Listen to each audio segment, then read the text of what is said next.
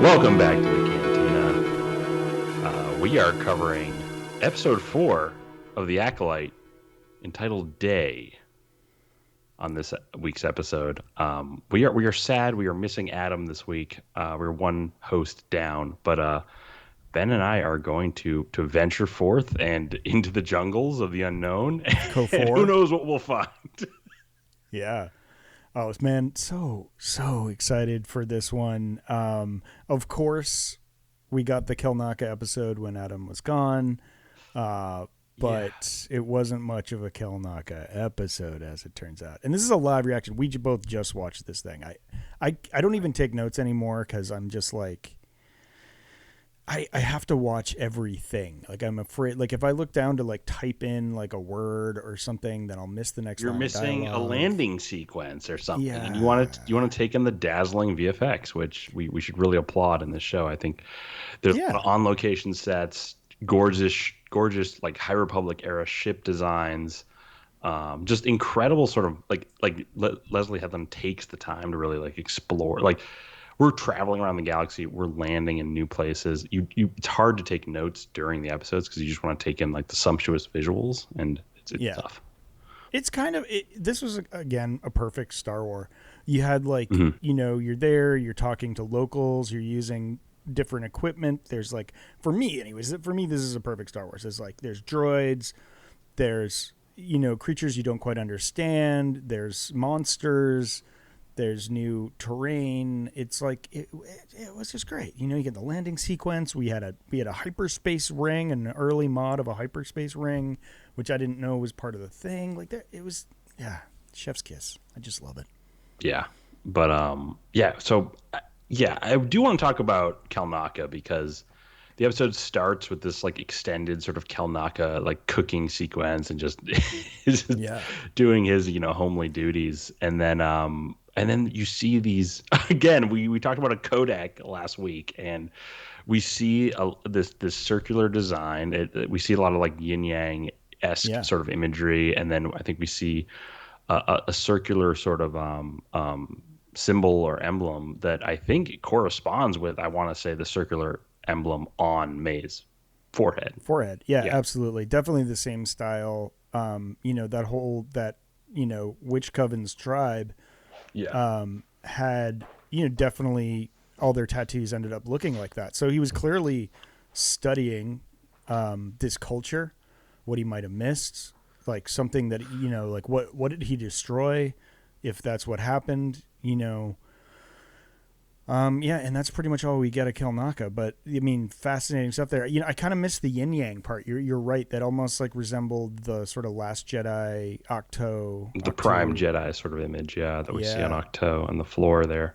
But it looks like Kelnacca is specifically researching like sort of the duality of light and dark, and the potential there, and possible dyads, esque. Twins or force conceived beings, or something that maybe has to do with what we've heard so far about May and Osha. So that's pretty cool that he's actually researching that sort of line of thought. Very cool stuff. And then we kind of cut away from him, and we go straight to what May and Chimere. Is that no? We go to the Jedi training, Jedi temple. Coruscant. Osha leaving. Before we get there, though, I just want to back up for a quick second. Yeah. If this episode's called Day, yes. Episode 5 is almost certainly called Night, right? I mean, I would imagine we've had, that play on the titles where just complete opposites, contrasting sort of titles before, so I'm sure it's going to be a continuation of that. Yeah, I think you're right. Yeah, I think so. And I'm still holding on. We made 2 predictions, last week for sure. Get to the end of sort of like just covering. Okay. Let's cover the ep first.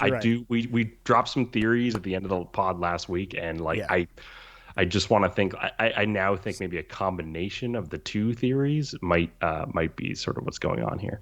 But we'll I love this. We'll cover the ep first. And then Jupiter and Beyond the Infinite. We're just going to go off. And talk about whatever. So stick around, because we're going to get to some fun, juicy. All the theories. Because Um, there's man, it's so heavy, so heavy. I love it so much. it's All right, so so this good. It's like I thought this episode was paced a little fast, and I was. it was short. It was Yeah, short. It was a huge cliffhanger episode. We'll obviously get there. But I really like that it's all of the Star Wars elements that you know and love. It just feels like it's being delivered in a new and interesting way.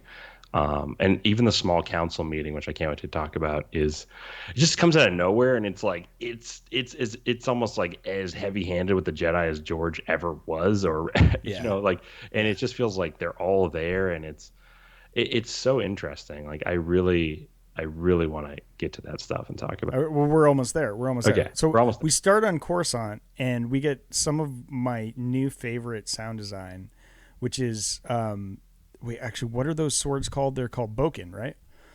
The Yep, Jedi yep. younglings are training with Boken, but they're a little bit older, and you know their lightsaber forms are strong.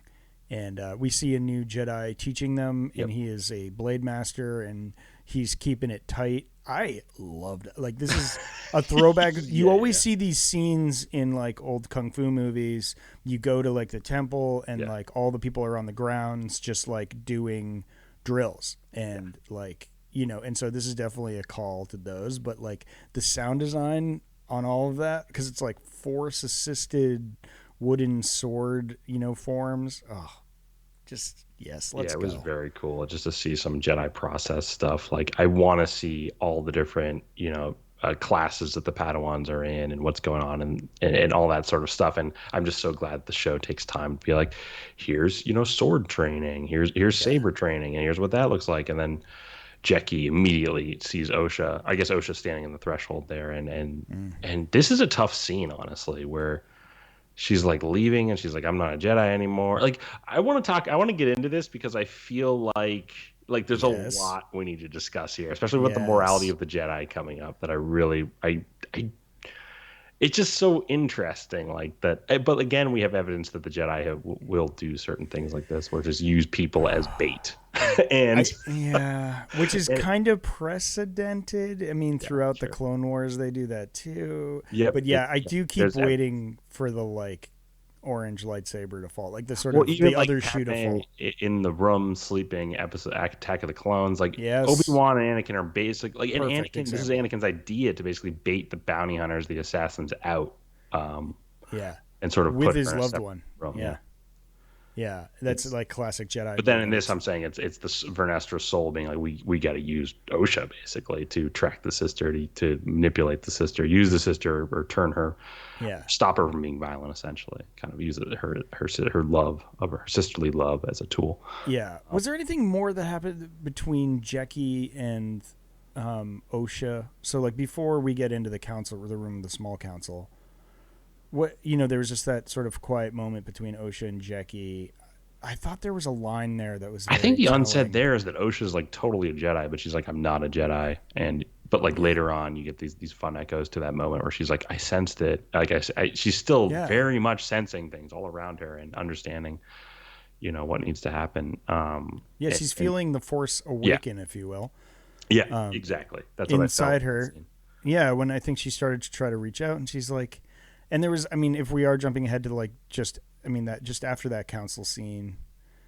Well, it comes later, but Yeah, like she says, like, "Oh, did you want to invite me back to the order?" Like a little too eager, and he's like, "No," and but I thought that was very telling. That maybe that's where she is. Maybe she's regained that love and feeling for the Jedi, and is like, maybe I can do this again. I don't know. yeah, we'll see. I'm excited to see what happens there. But I think after this scene, we get May and Chimere landing on Kofar. Was there anything more in that scene you wanted to talk about the I small council? I mean, Oh, we're at there's the small council. Are we there? Oh yeah, we're at the small we're there council. at the small council after the I Jackie. thought the small council was so cool, like the meeting in that little briefing room and all the Jedi being there, and like Kiadi Mundi's. It's not Kiadi Mundi. I, not confirmed. And It's a the way different they do the sister. credits, as long as they are, they don't say which actors play which characters, which grinds my gears a little bit. But they do so many other cool things. I Like feel like the Syrians critic, have multiple brains and multiple hearts or whatever, and I yeah, feel like maybe they have extended life. I feel like that's Mundi. Like it just seemed like Mundi, and it a also young Kiadi Mundi. I would. That's what I was hoping for. I'm like, oh, this is cool because I mean, but is that racist? I don't know. I don't want to no, be. yeah. I don't want to say it is. It just seemed like to me. I was just It like, could oh, it's be. even the hair. I feel like was the same and everything like that, and it Yeah. just seemed like and I had read somewhere that they had multiple organs of some kind, and I was like, Yeah. oh, maybe that grants extended life as well.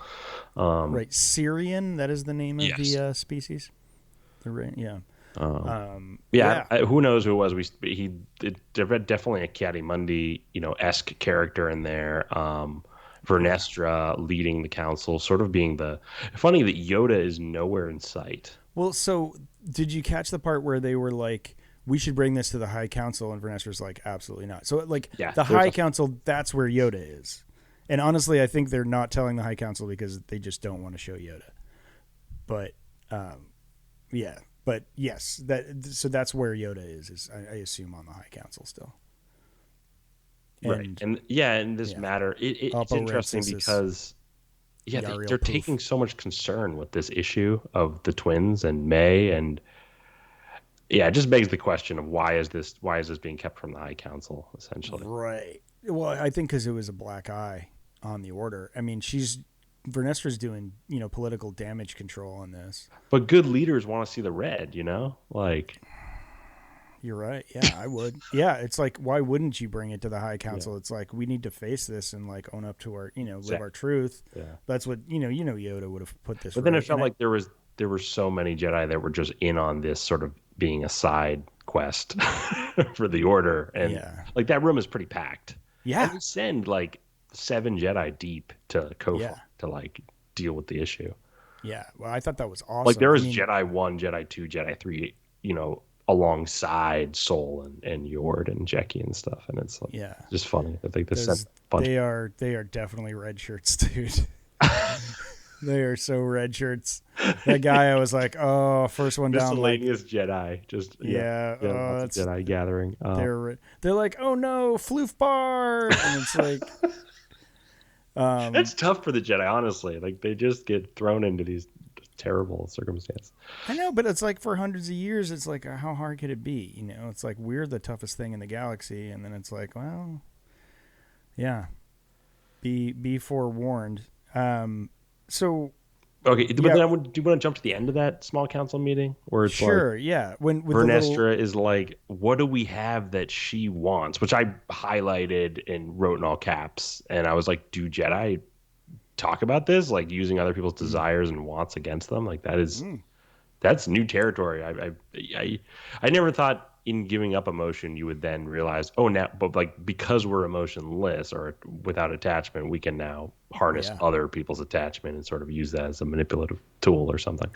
And then Soul, when Soul sort of like highlights that yes, we do have Osha. I was confused about that as from a character point of view for him. Like I just didn't.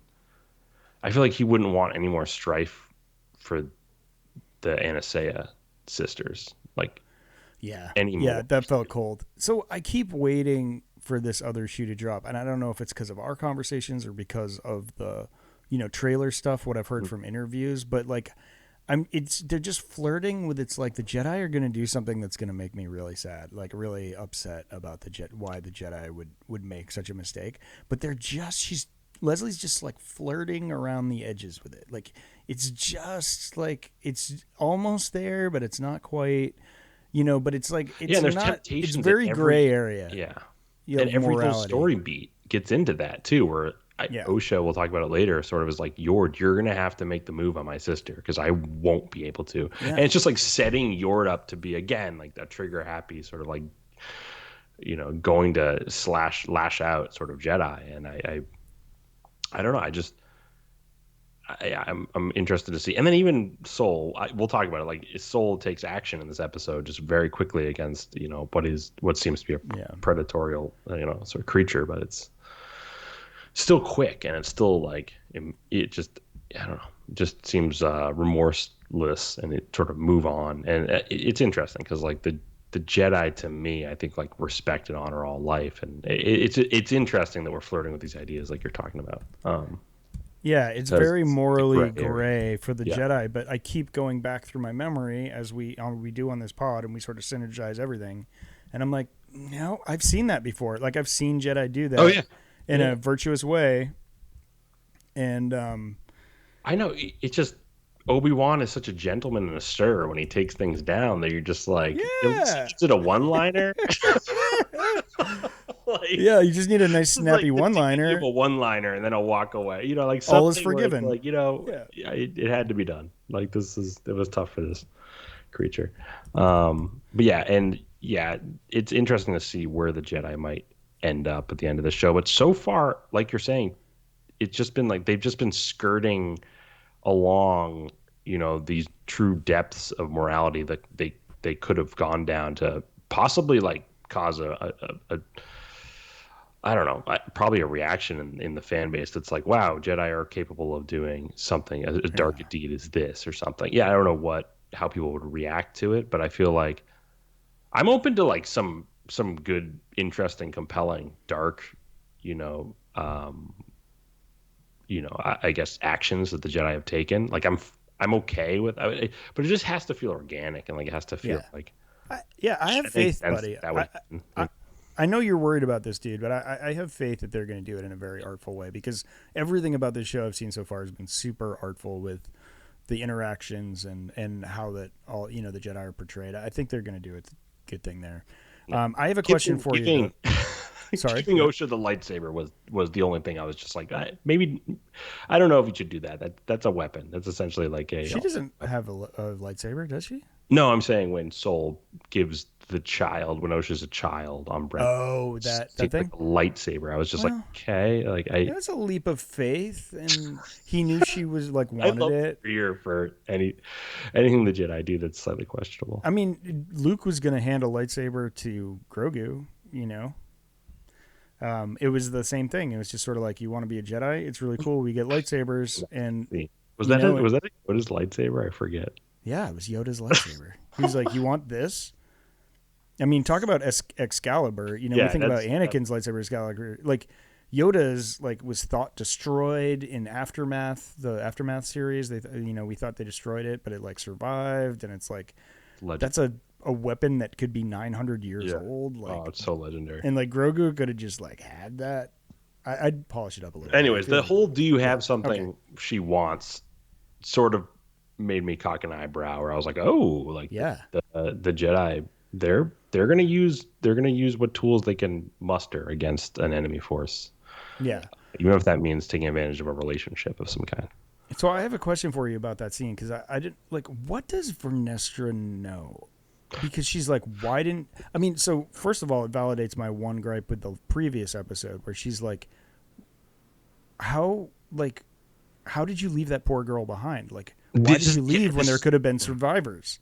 this is also the genius flip, I think. So like if I'm gonna really laud something on the show, I'm gonna applaud the sort of like the cloak like like this sort of like rug pull with Vernest, not rug pull, but I was more like she was played as a sort of like mysterious, possibly knowing more sort of um arch, wise character that possibly could have, been a part of what corruption or dirt took place like on Brendock. But in this episode, it pretty much flips it that she's the Vernestra Rowe we know from the High Republic, who just seems Mm. ultra compassionate, and like it totally flips the script on her character in a really cool way, where I was thinking she was in on something, or I thought she was part Yeah. of this corrupt cover up of some kind. And then in this episode, it kind of flips. You kind of see her motivations are like, how could this happen? Like, I can't believe that girl died. Like when she really just confesses, like, or like I guess just speaks out about what happened, and is like, I can't believe you let her die there, or like left her for dead there. Yeah, that Like what poor are we girl. doing as Jedi? Yeah. And then you're telling me she's come back after 16 years and just not telling us. Like she seems like she doesn't know as much as I thought she did about the Yes. situation. And so that was cool, because now I'm looking at Vernestra Rowe as like this, this ultra sort of like good character that hopefully will come to the rescue of everyone. Yeah, I mean, that means to me that Soul lied to her and has lied to everyone in the Jedi Order about this. I thought Vernestra knew more than Me too. everyone. That's how but I think that's clever. I think that's how the first two episodes are actually written. Like you're made to think Yeah, there's more going on with Ernesto Rowe than really there might be, or is she the same character that right, you've been reading the High Republic books? You're kind of right. accustomed to a certain version of the character. And it's like, how much does Soul know? How much does Torben know? And Kelnacca and in she was here. So Carrie Ann Moss is Indara. Indara, yeah, Yeah, like and how May much did? chooses to Yeah, go after Indara first. yeah, I'm just trying to figure out who erased the information from the records. Like that yeah, is, to me, I was like, Vanessa Rowe would probably be the only person with clearance to do that. And then like, wait, yeah. Indara, Sol, Kelnacca seems like he's peaceful. Like it just seems like because he went out into the woods, it's almost his own version of a bearish vow or something. Yeah. Um, Yeah, I want to know more about that, and I think we'll learn it. You just reminded me of another line that yeah. Indira said that was like, I fear that these actions aren't about aren't about the four of you and what happened there. It's about something else. And I You fear mean that Vernestra or Indara? Vernestra said this. Did I Okay. say Indara? Sorry. You said Uh, no. Yeah. Vernestra, she was like, Yeah. I worry that this isn't about, this thing with May and what happened on that planet as much as something else. She's like, I feel the scales tipping, which I Yeah. Oh, assume. yeah. So yeah, this is a great line where she goes, I feel May is a small part of a bigger of her Mm, master's bigger plan. yes. May is a small part of her master's bigger plan. I Right. sense a shift, a tipping of the scales. Like I forget what the line is Yeah, exactly. It's tipping of the something of scales. that nature, and like that is so juicy for us fans because we know that there's a There's always a bigger Sith plan. gathering in the void and the sort of like outer edges of the galaxy, like in hiding and things like that, and we know that a shift is coming in the timeline. Yeah. Yeah, it really is, and that's what I mean. It's hard to think it's still 100 years away, so there might be something more immediate, but maybe not. Maybe this is just the birth. Like maybe this event galvanizes the Sith again.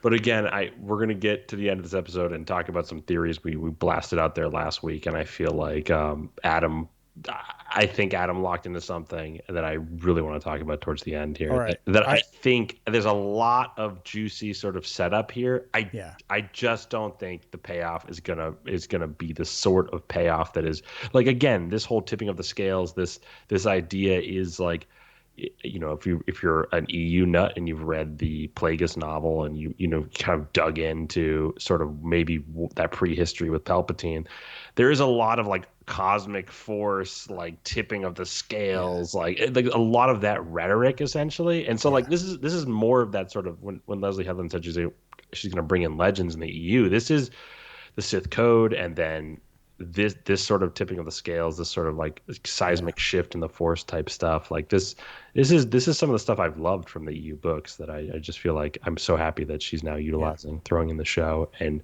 really just making something super compelling that keeps me guessing every week. Like the end of this episode, like we're gonna be all week thinking about episode 5 and some of the answers to what's going on I here. know this is gonna be a long week. Yeah, this is Um, crazy.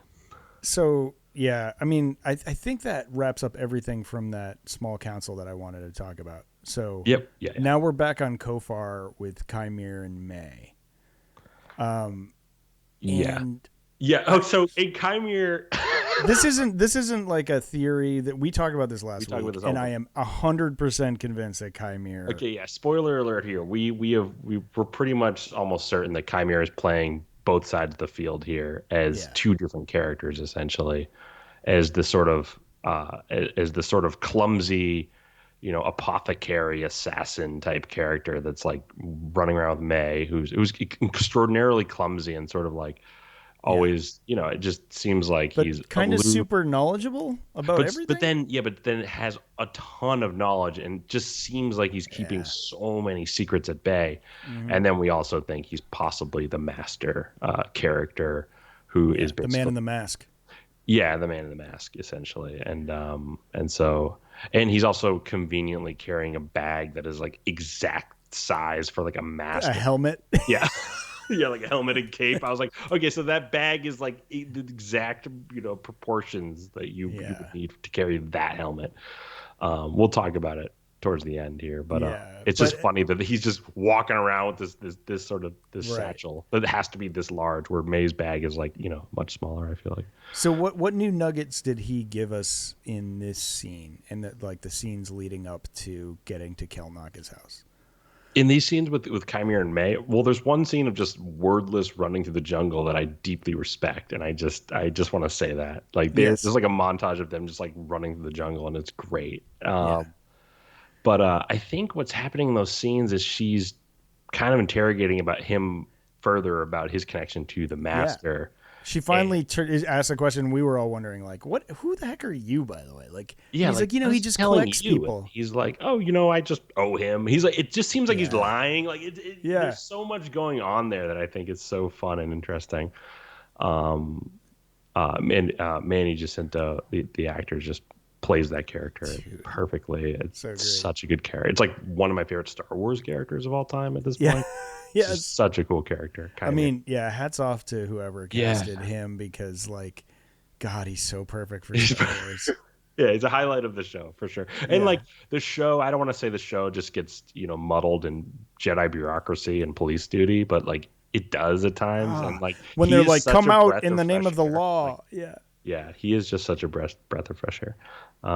Yeah. Yeah, so I think that's happening. It seems like he's lying about something, Is there any running other through the nuggets jungle. he gave us along the way? I mean, yeah, it was definitely the sort of like, oh, I owe him, and you know how he likes to collect people. Collect people? I was like, what? I was like, what? Okay. Yeah, Yeah. and it's like, no, it's just the two of you, isn't it? Yeah, there's something else going on here that I really want to get to at the end. And yeah, it's sort of a Because he's. genre idea that I want to talk about. But We'll get there. We'll get yeah, there. we're Put it in your pocket. yeah. I mean, he's so he's encouraging her. He's keeping her focused. He's listening to her, and she's trying to discern the puzzle that is like, how do you kill a Jedi unarmed when a Jedi won't attack an unarmed person? And he's like, you got to do it. He's like, there's a way. You got to do it. And I mean, I do think the lesson there is like the my guess was like you need to find the cracks in the Jedi code. It's sort of like, oh no, you can make it. The Jedi aren't perfect. That's the whole thing. The Jedi will mess you up if you trigger them the right way. But I don't. I think that's a lesson that the master's trying to teach. But I don't know. We'll see. Yeah. Anything else? Yeah, I mean, Anything else about yeah, that? that's she says this is the final lesson he's trying to teach. He says he's trying to teach me, and it's but she says it's impossible to kill a Jedi unarmed. Yeah. Um, and then Chimera says, "No, it's not. Like you can do it. Like Yeah. Yeah. yeah, everyone has a weakness. Even the first episode, he's like, everyone has or second episode, he's like, everyone has a weakness. He's he just needs her to complete the task as well, which is super suspicious. I'm like, Yeah. why is he so dependent on her executing this task? Like Why there's does he just a care? lot going on motivation wise that I'm just fascinated by. And And like, he's if like he's a a fellow, squire for her. I don't understand what's going on. yeah, like what's his role? Like, if he's another acolyte, Yeah. then like they should be competing. I guess she doesn't think he's force sensitive. We'll see about that. Well, she tried to take him out in an alley, and he just like deftly dealt with her Oh knife right, attack. yeah, he So did. too. He did avert that knife attack. Yeah. Yeah. Yeah, there's a lot going on there. Anyways, he says that, yeah, of course you can. And then I do want to get to that whole like killing a Jedi unarmed. I think it really is like we've been talking about is just ways to sort of pull apart the idea of the Jedi, mythos and like what they are, what would actually instill fear in a Jedi, right? Like I feel like someone coming at them and attacking them like unarmed is the Joker to Batman essentially. It's this Yeah. idea that's just like I'm just going to use all these tools and cause all this mayhem and destruction, but I'm not going to really like hurt anyone. It's just going to be these horrific things happening around you that I'm doing, but you can't really Yeah. you're not going to you're not going to be violent against me because I'm not like, I feel like he's He taking a doesn't wear back any seat to the, armor. Yeah. yeah. So Yeah. it's like, how do you deal with that sort of a threat? And I think that destroys the Jedi maybe psychologically because they're not accustomed to dealing with that sort of violence. That's this, Right. yeah, I can't not think about the Nihil. For those of our right, listeners that are reading the High Republic, and the Nihil is the big bad, and they're just like chaotic terrorists, really. And yeah, and so I'm wondering how it got out of that. But that what you just explained stands in stark contrast to the Nihil. That's just like overtly evil. All this stuff. This is sort of like more, like psychological warfare with the Jedi, yeah, essentially. yeah, and like hidden evil. I can't think of the right word for it, but hidden will have to do. Sort of Yeah, like the way that we know Plagueis and Insidious fought. yeah. It's a total mind game as well as a violent act against a Jedi. It's Yeah, like, I'm going to fight you unarmed, which means you're not going to draw your saber, essentially. yeah, And that she's constantly reaching for the saber. They really highlight that she's always kind of trying to grab a saber and strike a Jedi down with the saber. who is May? May, yeah, she reaches for Oh, Indars trying a to couple grab times, and theirs. then reaches for Yes, souls couple right, times, and it's and just, that's not Chimere unarmed. brings. Essentially, that's wielding a saber after Yeah, you do you've grab it. taken it. Yeah, but Um, she's thinking that, and it's funny because Chimere highlights that too. And he's like, "Do you think you're just gonna steal their saber?" And like, it's like, how does he know she's tried that twice? You know? yeah, Um, I do. This gets to some theorizing I've done after watching this episode, okay. which is just like, I want to talk about maybe why she has to kill a Jedi unarmed, Okay. Okay. and also sort of like what that could showcase that maybe an outsider is watching. What that means essentially. Yeah. We'll talk about Yeah. that at the end. But I guess do we we get just. Basil yet? Do we get Tracker I Mouse think yet? now we get Okay. Basil. Yeah. What a highlight of the episode. Wow. Like, Yeah. what a cool character. Yeah. Basil, super fun. Yeah. Just a little So cute. creepy, kind of cute. A Yeah. A little gopher kind of creature. like, yeah. Yeah. Alien. Yeah. Like Winnie the Pooh and And then I Fun the love the Beaver. line where Yord's like, I didn't learn Shriwook. I learned a different language. And I think that's how he Yeah. communicates with Basil. And so it's like, I thought that was so cool. And I was like, oh, that's so cool. The Jedi can specialize in all these different languages, and Yeah. and how that will play out in their duties and questing. Really, like, oh, I need to, because I learned this language. There's, they're actually really good trackers. I'm gonna, I have a tracker on Yeah. speed dial. Yeah. Like, Exactly. And it's very like also showcases what a try-hard Yard is, which is like so great. Yord trying to like, seize Osha's blaster. I was like, Yeah. how dare you? Like, what are you Yeah. doing? She was, first of all, she was like a fellow Padawan.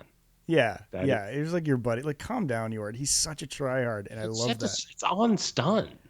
Yeah, it's a stun weapon. Like, it just pipe down, buddy. Ugh. Oh yeah. No, I don't even hate him because I just love how on brand he is all the time. Yeah, Yord. He is funny in this episode though. I was like laughing quite a bit. Yeah, Because like they lose their tracker at some point. It's like, we're gonna need to hire a tracker to find our tracker, and I was like, great bit. I love it. yeah. It's a great bit. Uh, Yeah, and he was there. And what anything else with the Jedi? I mean, obviously a bunch of red shirts. Not to be cynical about it, but it's great to see a bunch of Jedi. And then like one's exploring, that was so cool. Yeah. yeah, yeah. And there's like some dude named like Holden or something. I don't know. I kind of missed the name, but yeah, some guy that's obviously going to be the first one to die out in front doing the thing. But yeah, it was nice to see a squad of like 7 or 8 Jedi together. Yeah. And all I could think seeing them is like, I saw this in the trailer. I know what's coming. We're going to the dark, misty jungle. Yeah, What happens? Yeah. here we are. Yeah, I guess there's not much more The lore insect bites fight there. that happened. Yeah, The things on the trees, and yeah. She Soul could, just quickly igniting blue lightsaber. yeah, Oh, we knew he had a blue lightsaber, did we? yeah, Yeah. yeah. Okay. Because we've seen it Yeah, before. we've seen it before. Yeah, he busts out the blue. Yeah, and I really loved that moment with May being like, "Yeah, all I did was use the Force. I sensed them, and now it's dead." And because You I mean felt that OSHA? too. Osha, yeah, Yeah, sorry. Yeah, with Osha, and yeah, I felt that too. And that's something that's like kind of popping up more in Star Wars. It used to be like, "Oh, big scary monster, kill it," and Favreau's still not afraid to do that.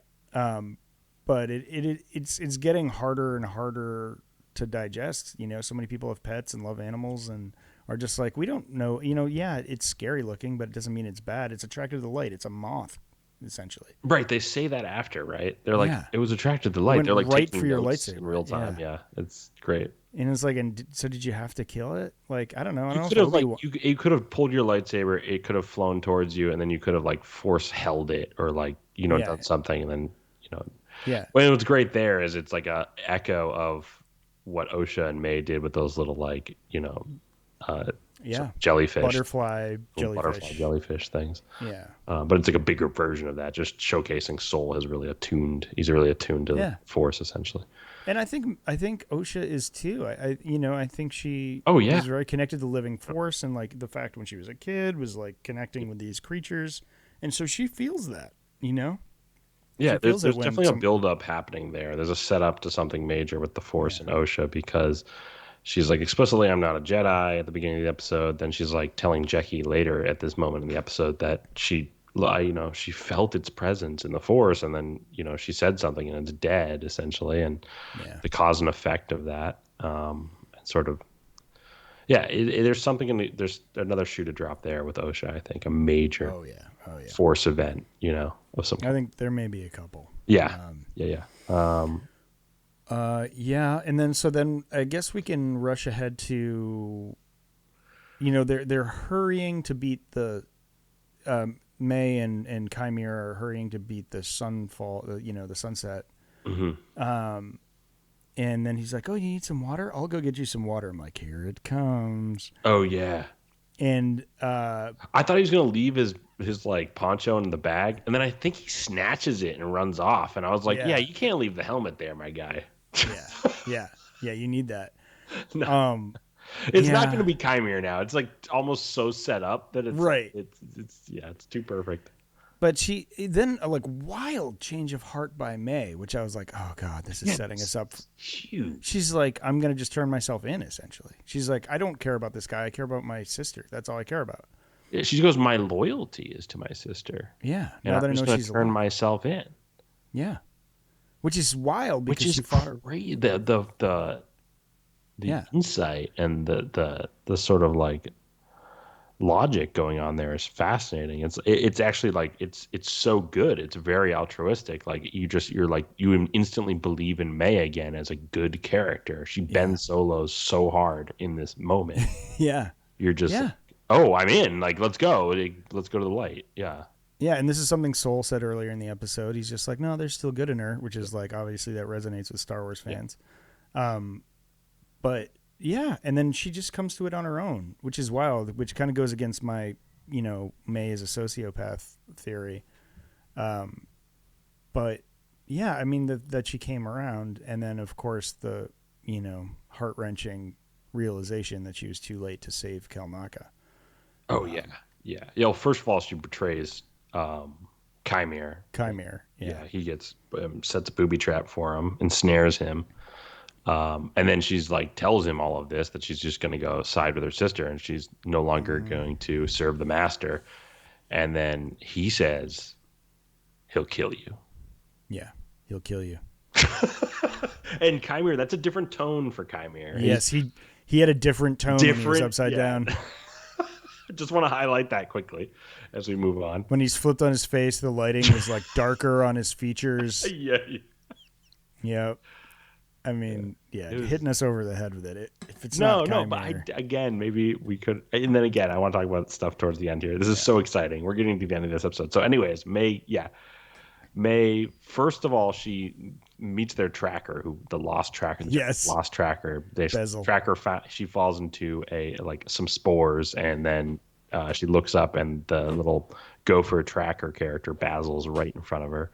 Yeah. And she runs off, and then he screams, and then the Jedi run to, Kelnacca's house, but May gets there first, gets inside, finds Kelnacca. He has a fresh, scorching Fresh, saber wound. smoldering Yeah. saber wound.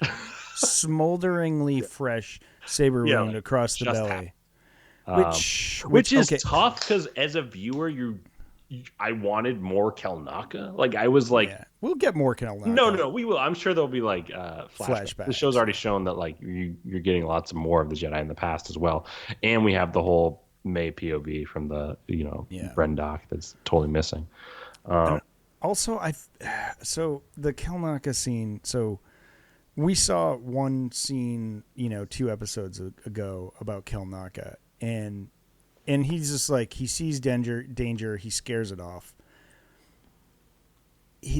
Who could get close enough to him as he's just sitting in his own home to cut his belly without Kelnacca picking up a lightsaber or reacting? Like, I have to feel Well, like it there's was something. So I want to talk someone about. that Yeah. looked like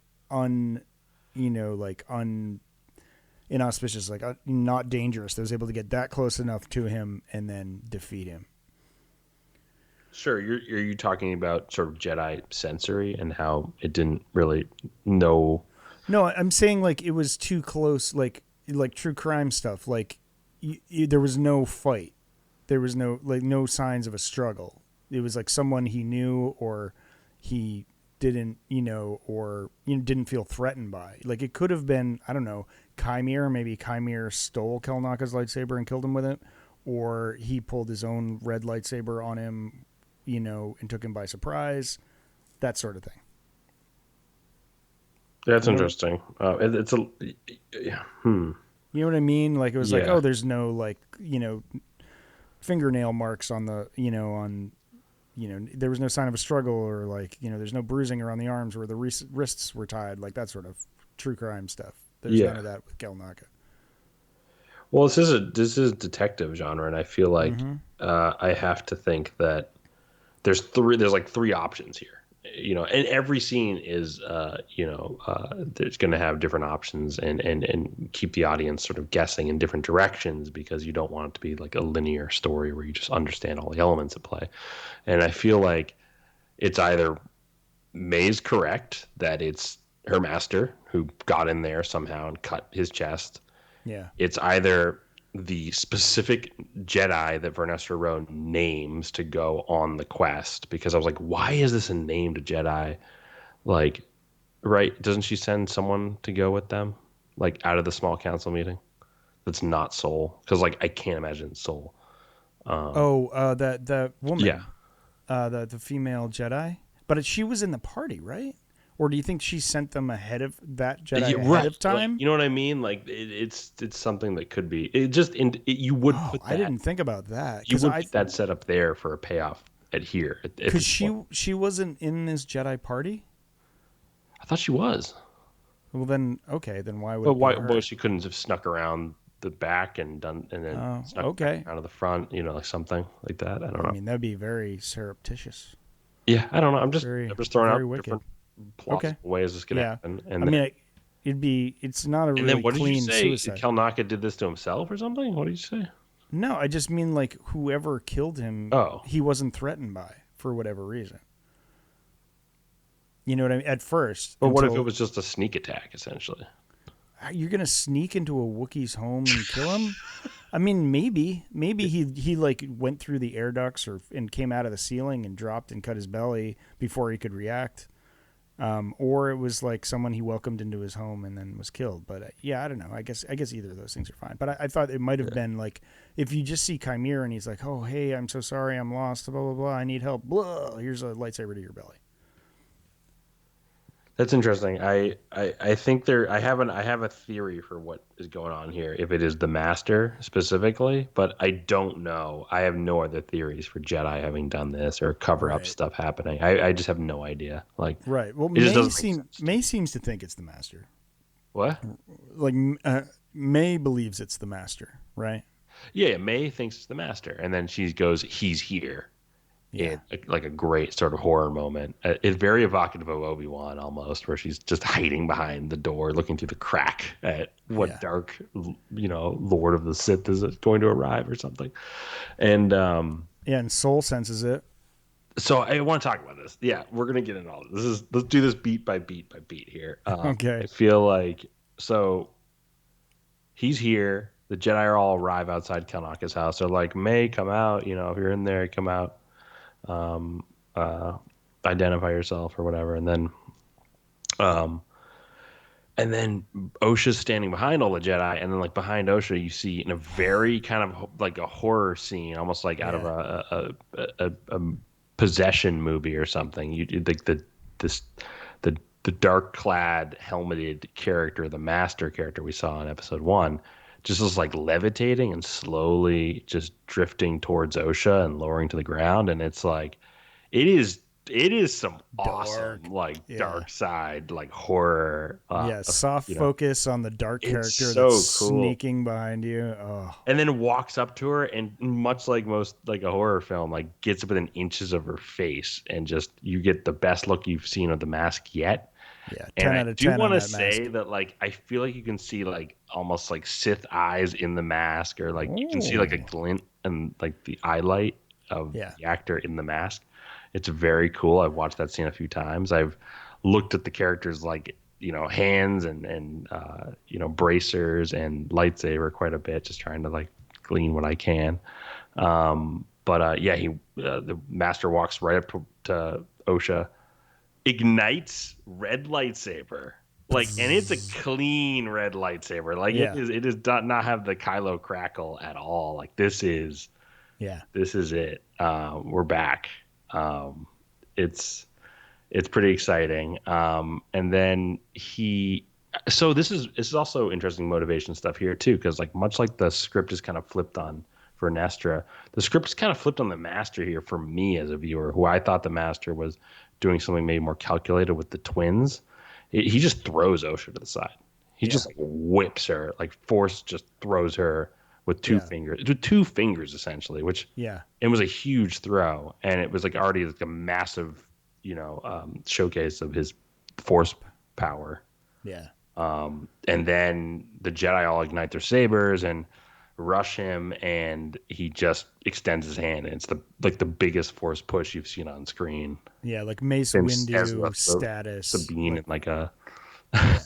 Right. Star Destroyer or whatever. Um, Yeah. or Massive. And then cut to credits. Yeah, and then and then Roll it's credits. kind of like a reverse shot of him again, and like credits or something, and it's like so quick. It was crazy how big of a cliffhanger that was, and Yeah. it's crazy because that was like in the trailer essentially, and it was Yeah. like, That was. whoa, what's the answer to what's going on here? And then like this is like, guess what? More Yeah. of like this trailer just leading me to next week. Yeah. Oh no, I need Yeah. more. Now you can really think about it for another week, and Yeah. then we'll give you the answer, hopefully. Or yeah, well, at least we'll see what the I fallout It's is. too bad Adam's not here because after this episode, I'm just jumping on his theory and his train because I feel like the helmet looks old. Like we were not that close to it, I think, in episode one, but we get a nice like extreme close up of the helmet in this Yeah, episode. it's almost like a little kitsugi too. Like there's like sort of Yeah. gold like scratches or It markings looks like or rusted too in parts and like just looks yeah. ancient essentially. The Um, jagged mouth around the like neck. yeah. It looks amazing. I didn't realize it's almost like wolf like. Oh yeah. Yeah, and it's Like canine teeth, like the teeth inside. yeah, it looked It's a like, little like canine esque. Like, yeah, to me, no, it's like I see it that. doesn't have like a snout on it, but it's like from the front, it looks very different than from the side. I guess it's just like a bucket, but it looked like it had a lot more dimensions from the front. Yeah. Really, just like cool reveal. So that helmet looks absolutely ancient, and it's making the gears turn in my head. Okay, here And we are. I We're there. think I'm We're with here. Adam. I think I'm with Adam from now on. I think this is a good out for just Star Wars, story group and like and Leslie and just in terms of like not really addressing the Sith, but like again skirting around the morality of the Jedi, skirting around the Sith, that are supposed to be out there, yet in canon we haven't established exactly who is out there Yeah. right now. But I feel like I gotta jump on Adam's theory here. I do think this is like a Dr. Aphra Adventure of the Month comic, and this helmet is essentially a like Sith artifact that I feel like maybe possesses people when they put it on, much like Momin. It's Right. It's essentially some precedented, the Momin stuff Momin for people mask. who are Yeah. uninitiated with the Vader comics, which is tough because as a deep canon head, I'm like it was kind of that character's motif, but like it's Right. Can fine you to do that tackle. twice? I don't think you can do that twice, Yeah, it's Grant. tough to do it twice essentially for like us deep canon nuts, and so like but like the more I look at that episode helmet and think about it, I'm like, oh, this feels like a Sith relic essentially. And then the more and more I think about it, the more and more I think that like the person in the helmet is essentially an acolyte, right? Like an acolyte who worships the Sith and whatever this helmet represents and is trying to learn from it. But maybe the helmet is much like Momin's mask. It's sort of like wants things of you, right? Mm. Like the One Ring essentially it's just like it has desires. It has Ancient an affinity plans to Sauron, right? Like it wants to get back to him, to its and it's like master. this mask maybe wants something. This mask maybe feeds off the fear of Jedi, right? And like fighting a Jedi unarmed is going to cause the Jedi to have fear, and therefore like this ancient Sith, mask or relic or something like that maybe desires that fear, like that or that psychological drain on the Jedi or I don't know, but like I started to think about that, and then I also thought about how Soul senses the character, and like wouldn't you sense this character from wouldn't you sense this character immediately even if they landed on the planet or they were in Kelnacca's hut? Like wouldn't you immediately sense like the dark side that's present in this character? But No, which I mean just the only dark. turns on with the mask, I essentially. think it's pretty clearly precedented that like the dark side is a blind spot for the Jedi. Like they don't, and I think from expanded universe stuff we know that like Sidious was able to hide his power, that he learned it from Plagueis and all that. But that's a common thread is that the Jedi just have a blind spot for the dark side, and I don't know if that's through dark side Mhm. sorcery or if that's just the nature of the Force, but. Yeah, I mean, but he sensed something But for proximity like sure. that, it was very close when Yeah. they sensed it. It's like if he starts using the force, then it's like, oh, okay, there's this massive force vortex occurring Huge. somewhere in the woods and it has malintent. Like, yeah, I mean, that was the vibe I got off Soul was like, he's like, something's in the woods. Like, and. And then it's also convenient that Chimere is nowhere to be seen in this moment. Essentially ensnared in Yeah. the woods still, and then the master, somehow shows up deep in the jungle here where no starship could land at any spaceport. It's like Yeah. you're deep Yes. in the jungle. So he would have to be there sort of waiting to oversee if it wasn't Chimere. I mean, it's just a little too. So we're firmly into In the but I'm also in the theoretical space right Chimere. now. I mean, Chimere has a helmet that is an ancient Sith artifact that he puts on, and it basically demands things of him. And I don't think it demands things of him. I think it wants like a new host and or something like that. And that's he seems like it seems like a genre, like a horror genre thing, where it's almost like a cursed object that has a virality to it that he is trying to escape or pass on, and that May Mm. is trying to break from. And he and Chimere, if this is all playing into the Chimere theory, and the Chimere theory could be wrong, but like, and Chimere wants her to do this thing that the mask essentially So he wants, can be so it free of can it. move on to a new subject or a new host, essentially, because Okay. that's my theory. I don't know what's going on, but just to me that seems like a pretty like I don't know. It could be a crazy Sith character, but like the level of force power was also like this Yeah, is insane. ancient arcane magic of some kind. Yeah. I listen, I love that for you. I love that for Adam. I think it's a brilliant theory.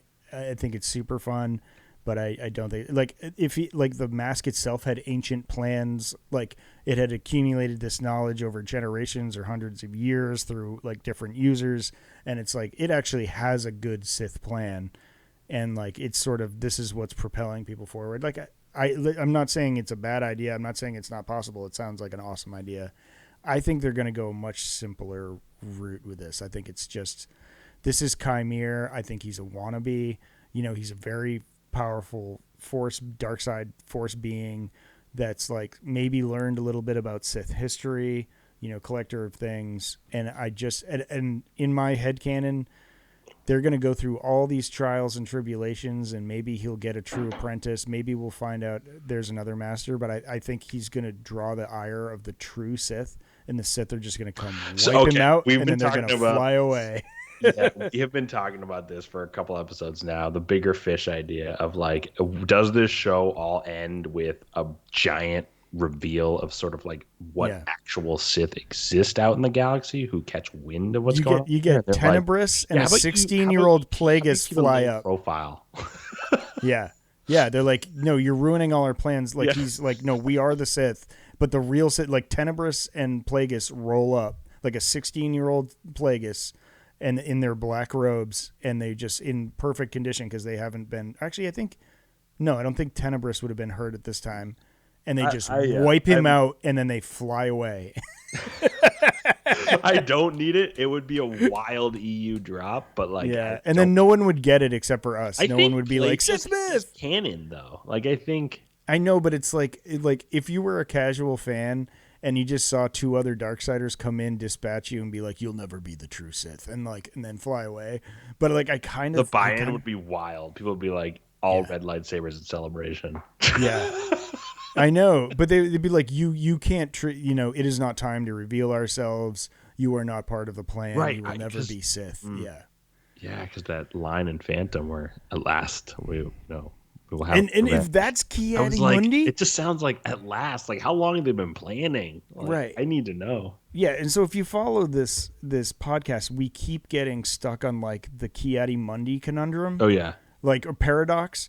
Which is like because he had that line in Phantom Menace that the Sith have not been seen for 1,000 years or 100 generations or whatever it was. Yeah, a millennia. Yeah, a millennia. 1,000. Then you can't the Jedi can't know the Sith exist. Or, exactly. It can't get back to them. So it's funnier that if that was Ki-Adi-Mundi in that like thing, right? Because he's the guy who said it, and if he was involved and he still doesn't know.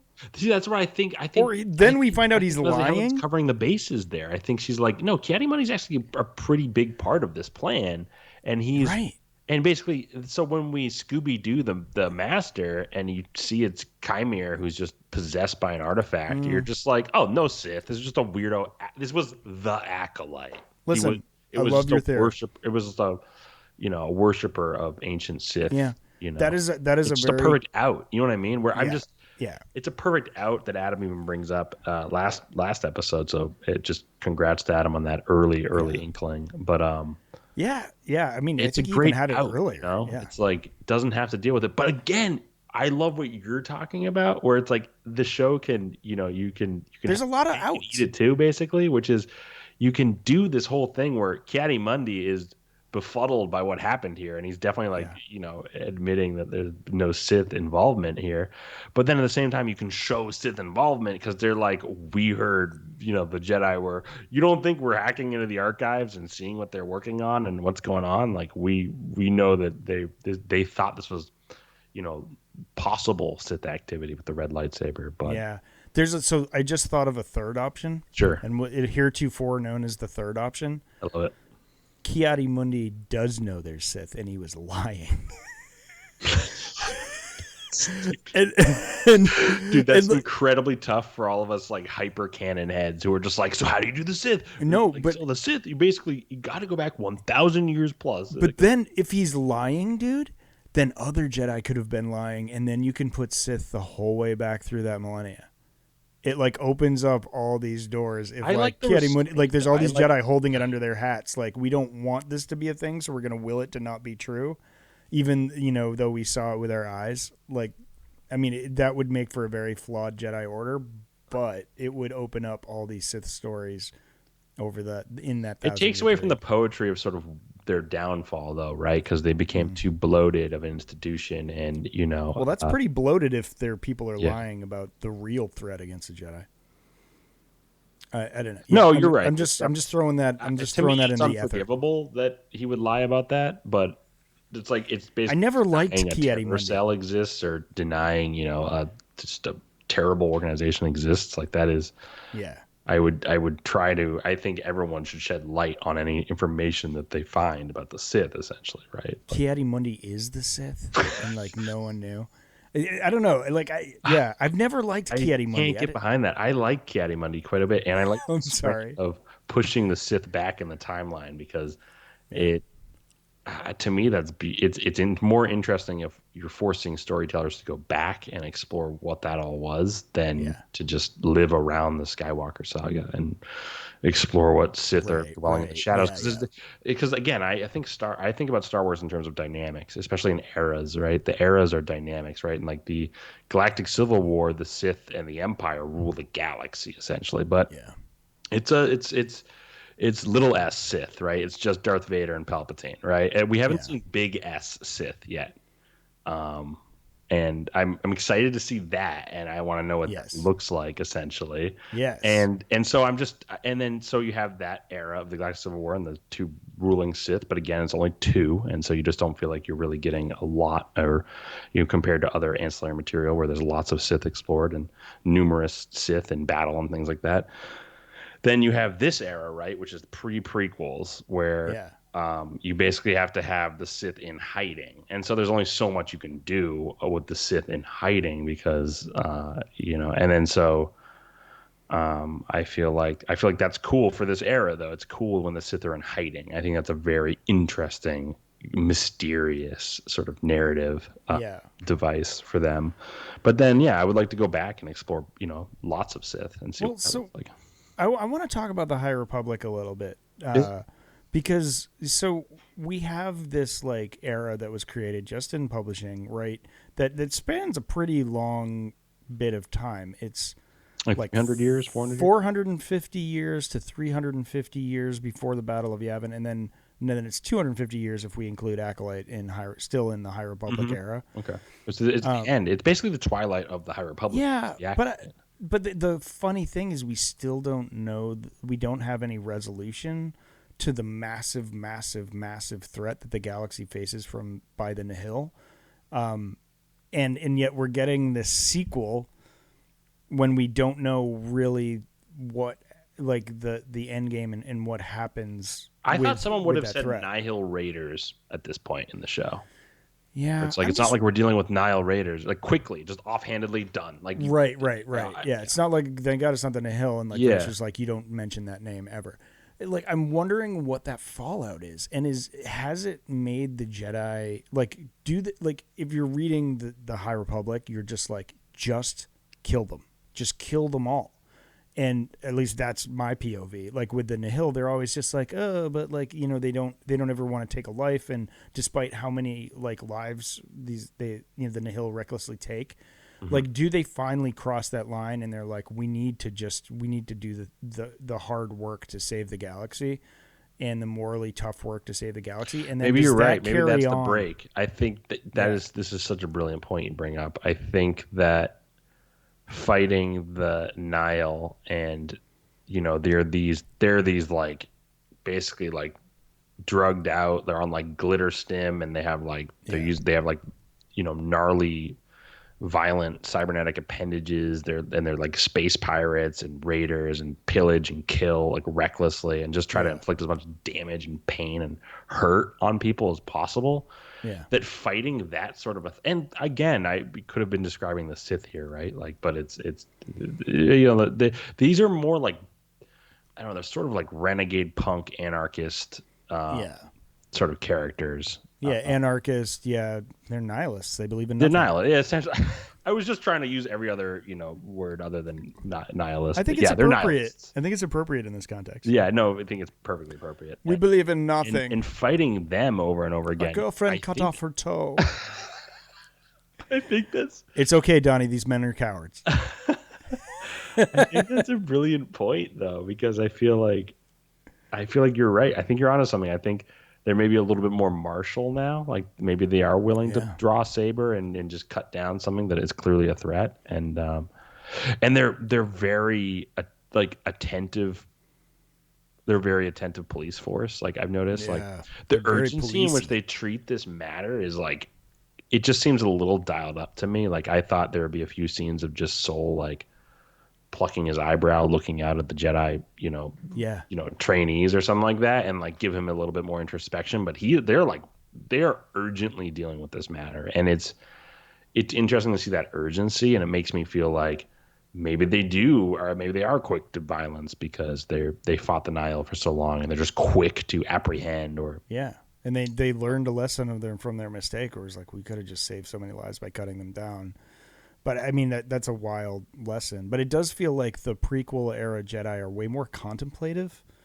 They're way more mindful. They're just sort of Mhm. like, even though they do ultimately get They're duped. like stagnant, but it's okay. A little bit, yeah. Like Yeah. maybe analysis paralysis Yes. to bring some LinkedIn into this Yeah. conversation, bring some Harvard Business School into Yeah. this It just conversation. feels like, yeah, the leadership is definitely something you could be critical about in the prequel era, but at the same time, Leslie Headland has said something as far as that this show is going to show why they sort of drop the regal gold trim and sort of take on that Yeah, drab appearance, which is so interesting. I'm just interested about that. I think the Jedi understand they're fallible in the yeah, prequel era, and yet we constantly point out their fallacies as commentators and fans and audience members of Star Wars. And I think that they beat everyone to the punch, essentially, where they're like, actually, we're fallible. yeah. That's why we're analysis paralysis. That's why we're blinded. That's why we have no idea what's going on because we lost that sort of like idea that we're infallible guardians of peace and justice. Yeah. Uh, Which could have prompted Sidious to strike when he struck. He's just like, okay, now they're really just part of the bureaucracy, and they're going to yeah, be as mired as everyone else. yeah, and so that's fascinating. Yeah, and we don't know. It's kind of fun. We don't know the ending of either of these stories. And oddly, we're going to get the ending of Acolyte before we get the ending of the High Republic. Yeah, yeah, it's super. Yeah, it's interesting because I was hoping for Vernestra Rose massive connective tissue to the novels Yeah, and that space, and you almost want to see maybe how the Vernestra Rose story plays out in the novels now as it yeah, play as it compares to the show and what's going on here, and Vernestra Rose seems to have an extended lifespan, but not around 100 years after this story, like yeah. right because the prequels are what 100 odd 100 years years. later. Yeah, Yeah.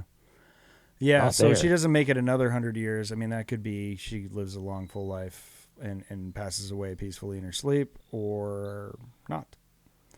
We are seeing that purple light whip, though. I'm certain. Oh yeah, Yeah, that's how could we right. not? That's like I'm almost like there's no reason to even have Ernesto in the show other than to be like, Yeah, we want a super sage Jedi connects to the High Republic. I get that, but like you're having her in the show, and then that she has like maybe she's the coolest Jedi to ever fight ever. If you read the High yeah. Republic books, she's like all you want to do is see her She's OP fight. at like 14 years old. She's OP, and so like at 114 years Yeah, old, it's like forget about she's it. yeah, she's gonna And be like you elite. see how this like Sith, master character, I'm not Sith, we don't know yet.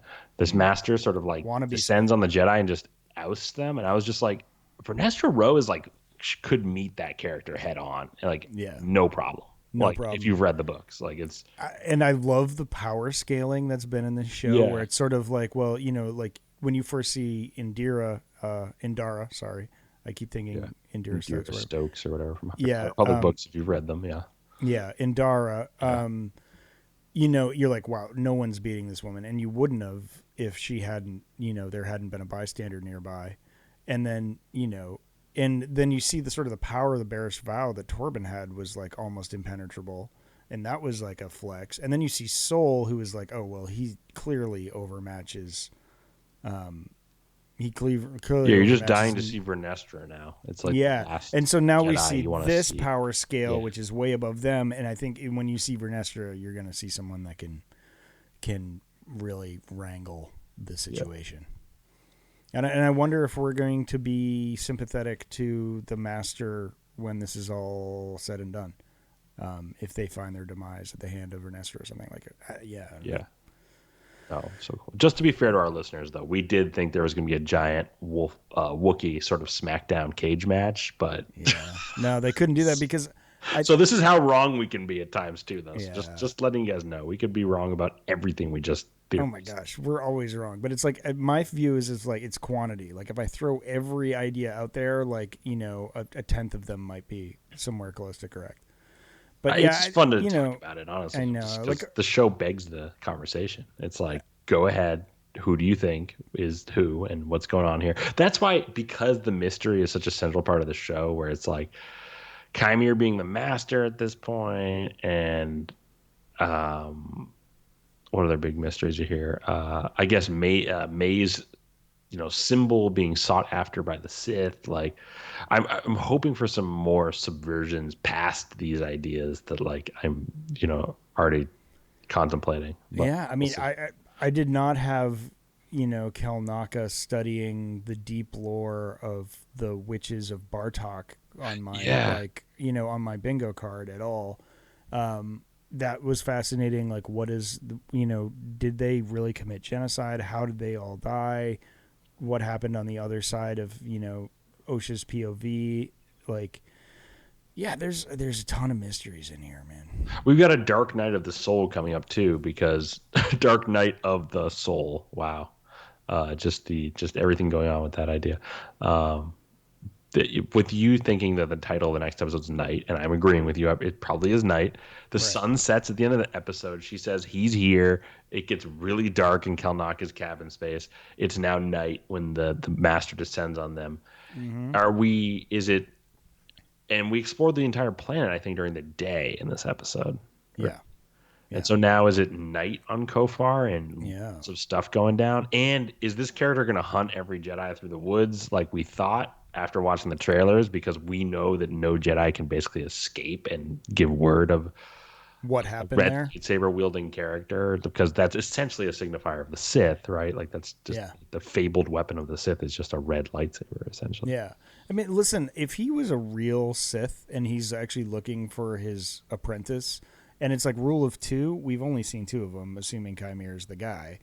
Like, I mean, that would be really cool. If Yeah. he was one of the people that like picked up this legacy from his master that he killed, like that'd be cool I too. think I think there's a rogue. You know what? Can I just change Yeah, course here? yeah, I think it's too easy that Chimera is the guy, and the big eerie violin twist is that it's not Chimera. Essentially, like to me at this point, yeah, I'm just like it's actually more interesting if he's there and the master's there, and she's like, I thought like yeah. it's almost like It is what we scarier and see. more Yeah, freaky if it's like whoa, like what? No yeah. way, like It that is is scarier. It is scary because it's like otherwise it would just be scary. too like all right. It's I mean it's very Agatha Christie right now where It's it's just very, like yeah. Well, no, but I'm saying even then, I think there could be one more little subversion where it's one more kind of bizarre twist. Like my favorite detective books have like a kind of yeah, strange, bizarre twist or motivation that's kind of wrapped in right. everything that's sort But of I feel like offset. Christie like it's always one of the people you've met. You know. Yeah, yeah, and so that's why there's a classic side to Chimere being it's very classic mystery. Yeah.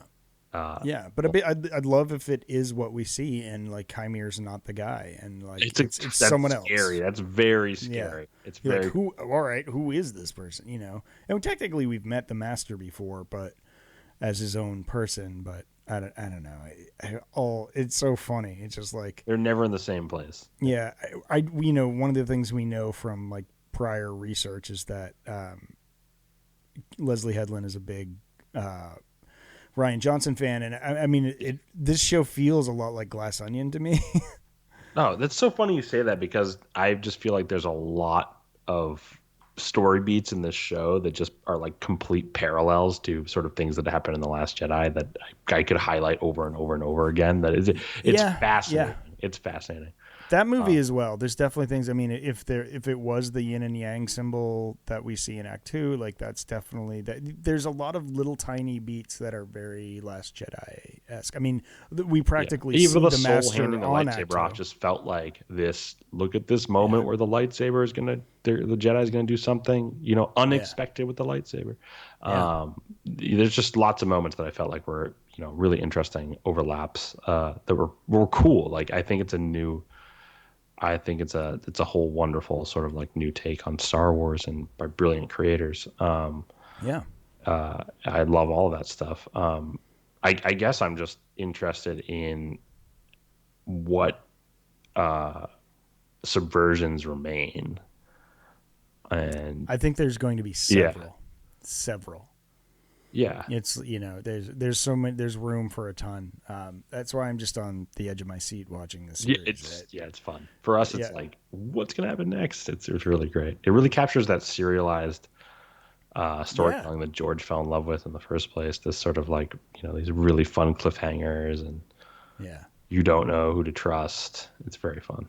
yeah. It is very fun. Wild man. I'll be around for next week's episode, but I don't think I'll be around for the following week. I will be on Morlana. No, Nice. actually, no, not Morlana. Well, I'll Yamos. be Morlana first, and then I'm going to what's the other planet? Yeah. You inevitably have to The go beach planet. through Primor Morlana to get to Yeah. Glian Salm or Oh, Niamos. and it's Niamos. Thank you. I'm going to end up on Niamos Exciting. next week. So, yeah. So I'll miss in 2 weeks. So episode 6 will be you and Adam. But yeah, wild. I'll Man. miss you, buddy. Yeah. Yeah. Can't wait. Can't wait to talk about this episode with Adam, and then next episodes with Adam as well. Grant, this is something I'm trying to do every week. What did I forget? Yeah. What didn't we talk about here? Oh, we got through it all. I feel like any more theories? everything was put on the table, and I feel like because I'm gonna hit stop, and then you're gonna tell me 10 other things. I'm gonna wish we're on the pod because that's what happens every week. Yeah, I know we do that. The pod does end, and then we inevitably talk for another hour about all the things we didn't talk about that I feel like I wish we had got on the pod, but no, I think we did it. I think right. We guessed we went up every avenue. We tried to figure we out. created some new avenues this week. I think. Yeah. Some new theories. Some new hyperlanes. Yeah. Yeah. Love this show, man. Love this show. It's a great show. It's keeping me. It's new Star Wars, and it's keeping me guessing, and it's packed with lore. What more can you want from Star Wars in general? Yeah. New creatures, new planets, new designs, but still very familiar. The Jedi-centric story, it's very interesting to see the Jedi at their height. And this is taking place during a really pivotal, interesting time in the history, and sort of the Jedi thought process and the Jedi institution sort of shifting after this. I wonder. I do hope there's a bigger Sith element to the show, and that the Sith eventually come into play in a major way. Yeah, that'd be fun. And like a big tectonic move on the chessboard is made with the Sith in this story. Yeah, that's my hope. My guess last week was that like first 4 episodes are light side, last 4 episodes are dark side. I think it's maybe we do get the sort of flipped POV of May during what happened on Bartok. Am I saying that right? Brendok. Thank you. I always call it Bartok. Brendok. What she saw, and I think if this flip from day to night would be right between at the midway point. We're at the midway point of this series right now. That leads more to that theory to me, lends more to my theory. Then we switch to night, and we're fully sort of surrounded, focused on dark side characters for the next 4 episodes. How would you feel if it was a May flashback episode up next, and then we get back to the jungle after that? Oh, and then it's night, like the episode 6. I'd love that. Okay. I'd love that. Yeah. That would be in line, I think, with kind of what they've done. It was just like we think we know what's going to happen. It's going to be the Kelnacca episode. They set it up, and it's like, and it would make sense they'd make us wait another week to wait for the fallout of that. No, I need it next week. I need it. Yeah, I mean, they've teased us with it since we saw the first trailer. Like, are you really going to do that to us again? Yeah, we already saw this guy in the trailer do all this Yeah, cool Force stuff. Like, let's just get some answers. Yeah. let's get some I don't need answers. answers. I just need to I need to understand the motivations. Catharsis. Yeah, like what happened? Did everyone Why kill die? Kelnacca? Why go after May? Like, Yeah. it's lots I need to know. Anyways, next week we're going to talk about it. Episode 5, Night. We're thinking it's called. We're excited. Awesome. Thanks everyone for listening to us. We greatly appreciate it always. And yeah, thanks for saddling up to the bar with us. We'll do it again next week on Cantina Chronicles. Peace, y'all.